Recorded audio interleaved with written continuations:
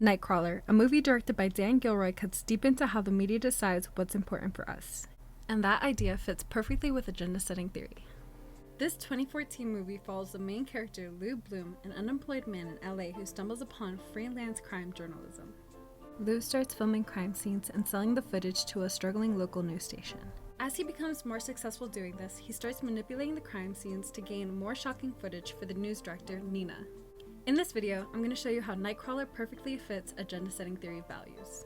Nina? We find our viewers are more interested in urban crime, creeping into the suburbs. Well, graphic. The best and clearest way that I can phrase it to you, Lou, to capture the spirit of what we air, is think of our newscast as a screaming woman running down the street with her throat cut. In this first clip, Nina is literally telling Lou that fear and violence are some of the main values that the news station prioritizes, basically shaping what the viewers focus on. Throughout this movie, there are so many more connections to agenda-setting theory, such as the news prioritizing stories about crime and danger, which is making the audience believe that these are the most pressing issues in the community. It wasn't a home invasion, it was a drug robbery. Give it to the noon crew. This is news. It detracts from the story. It is the story. The story is urban crime creeping into the suburbs. That's the story. Like seen in this clip, the station is deliberately focusing on the agenda that's supposed to create fear in people and highlighting the more fear-mongering stories. This shows how the media has control over what we are focusing on, as well as having the choice to distort reality by choosing these specific stories over more positive or lighthearted stories. I can't use any of this in my rundown. Is this it? No, I have a stabbing in Corona. Where's the plane crash at Foothill? I don't mind saying that I'm trying to bring you stories that happen here on the ground. 2 has it. It'll be their lead. Well, I hope that works well for them. We see here that Lou is summarizing a few of the key values of agenda-setting theory. He knew Nina would be more focused on violent stories such as the stabbing. The news station looks for more attention-grabbing stories to keep their audiences engaged, which again is setting the public's perception of what matters. This also is arguing that the media doesn't tell you what to think, but rather what to think about.